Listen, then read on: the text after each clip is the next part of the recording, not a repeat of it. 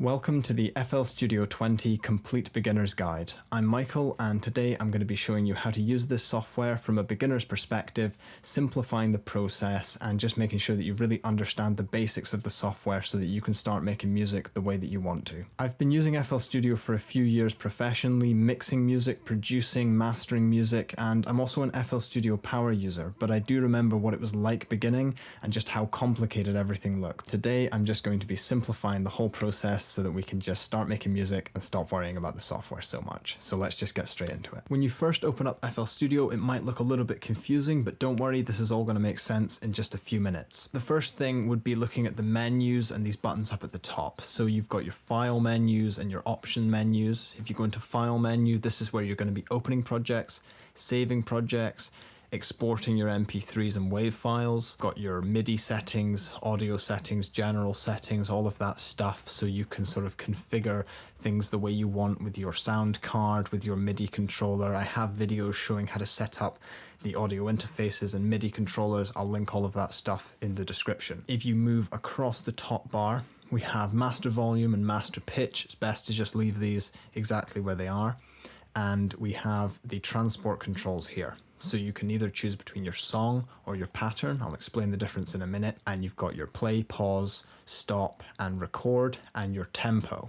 Now you can change the tempo by clicking and dragging, so left click and drag, or by typing in a value, or by just choosing a set value. Whenever you hover over something, there's a little guide at the top left that shows you what it is. It says this is a metronome, this is countdown before recording, this is typing keyboard to piano keyboard. These little options here are to do with recording and editing, and they'll make sense in no time at all. The next thing we're going to do is look over to here. Now this is the pattern selector.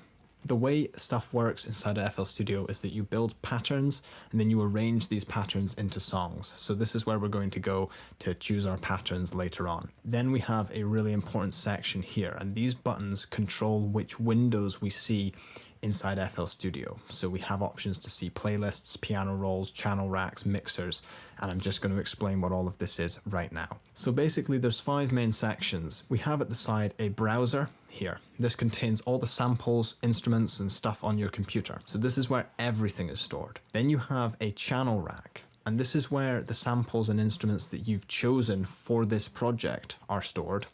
And this is where you create patterns. Then you have the playlist, which is this tab here.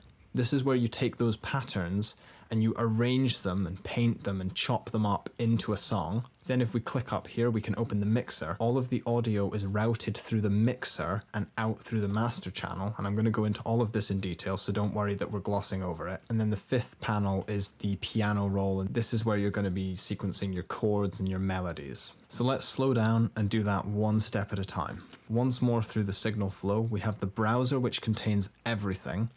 We select what we want and put it onto the channel rack. We build patterns, and then we arrange the patterns into a song, and then all of the information, all of the audio is sent through the mixer and then out to the master, and that's where your final song will be. So let's break this down really slowly and really easily. So starting with these buttons up here, this one here is the channel rack.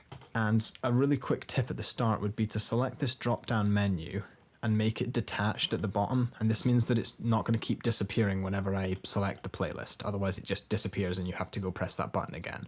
But at any time you can just press that button to open or close it. This channel rack is where all of the samples and instruments in our project exist. When you open up FL Studio, it loads with these 4 samples, kick through to a snare. You can add whatever you want to this. So if I go to the browser, which is on the side, and if it's not here, just drag out from the side. I'm going to go to packs.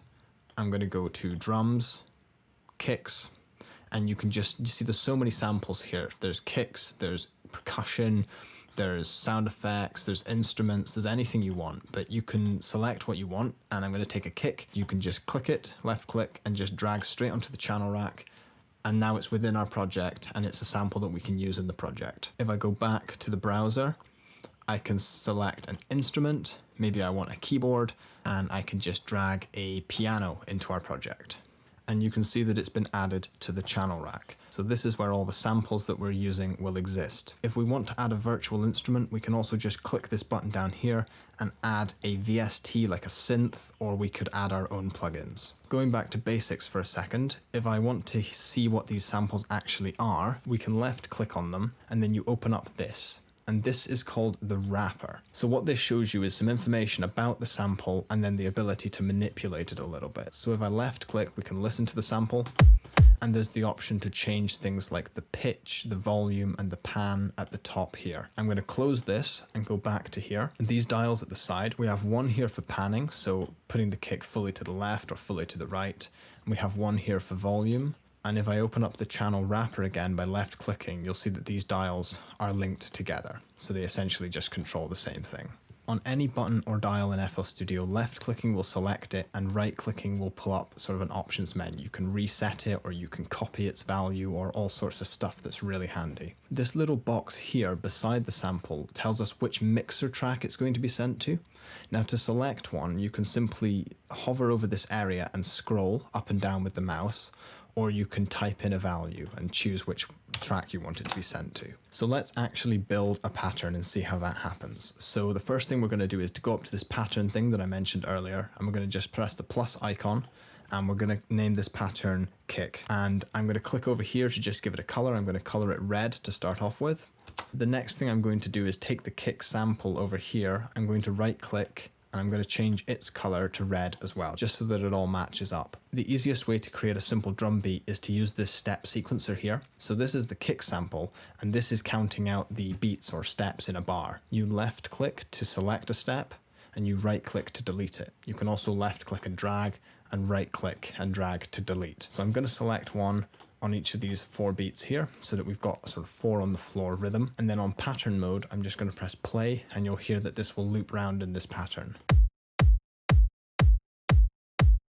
If I click up here to view the mixer, you'll also see that the audio is being sent to insert 1. And then to the master. Inside the channel rack, we have a few more options to manipulate this pattern. We can open this graph editor here, and you can see that we can choose the note of the kick. So we can pitch the kick up, or we can pitch the kick down. We can also change the velocity, so how hard the kick hits, so we can make it softer and then louder again. And you have control over all sorts of parameters like pitch and the panning from within here as well. I'm just going to close the graph editor by pressing this button. Now that we've created this pattern, the next thing to do would be to arrange it onto the playlist. So if I press this button up here to view the playlist, and then I'm also going to close the channel rack. This playlist is where we're going to arrange our song. And if you look up at the top left, there's some tools. So you have a draw tool, a paint tool, a delete tool, mute, slice. These tools are going to help you manipulate the patterns in the audio on the playlist. So the first thing I'm going to do is just left click to draw in that kick sample, and you can just keep repeating it, or you could change to the brush tool and paint it across like that. On the draw and paint tools, left clicking will add and right clicking will take away. So you can either right click, or you can right click and drag to remove everything.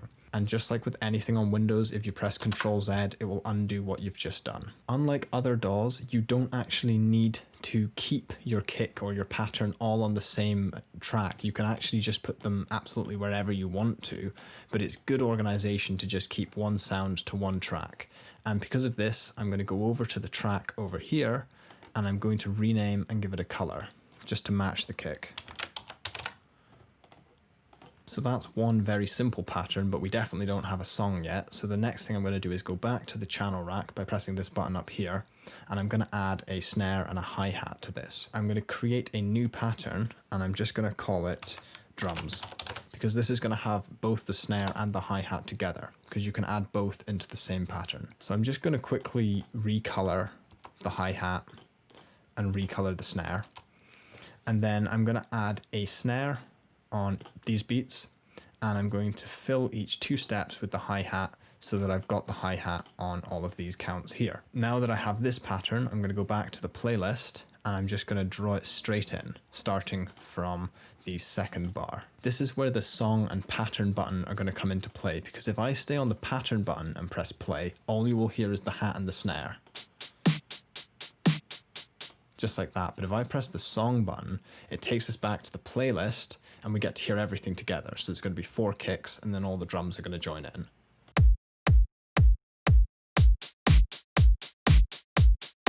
So it's pretty boring, but you can see the basics of arranging. And again, if I just click here, go rename, I'm just going to call that drums and give it a color. Another thing you can do is group stuff on the playlist. So you can right click and group with the above track, or you can right click and press G and it will keep grouping tracks together.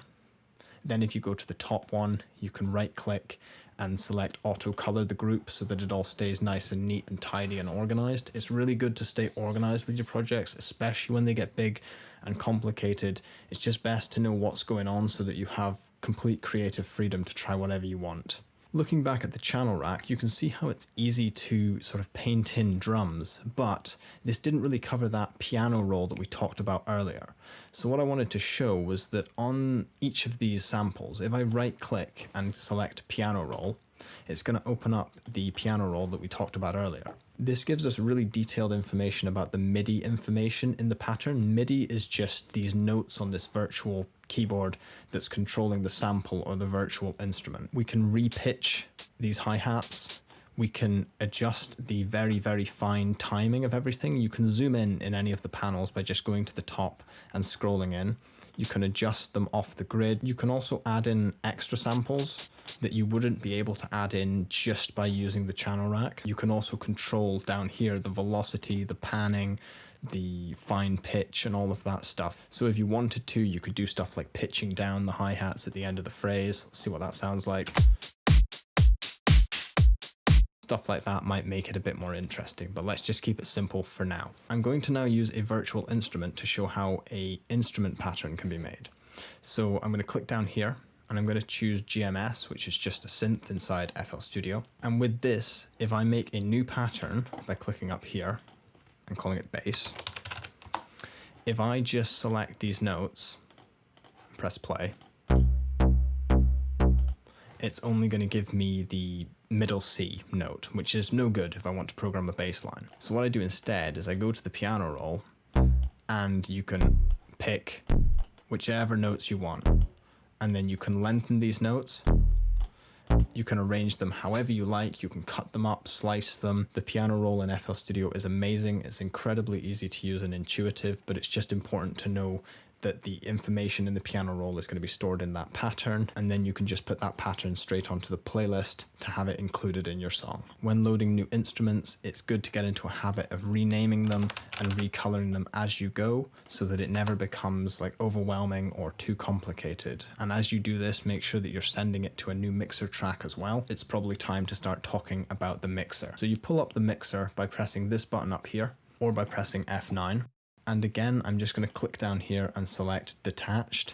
The mixer is where you're going to get into the sort of sound design and really interesting stuff behind your song. The sounds in these patterns are going to be sent to the mixer, and then from the mixer you can affect them. So you can add EQ, compression, delays, reverbs, and all sorts of artistic effects. So looking at an individual insert, I'm going to choose insert 4, just for example. This is where the snare is sent. So the first thing is this dial at the top. This is the panning. So this is going to send things left or right. So if I play everything together, you'll notice that the snare panning changes. You've got the volume on the fader.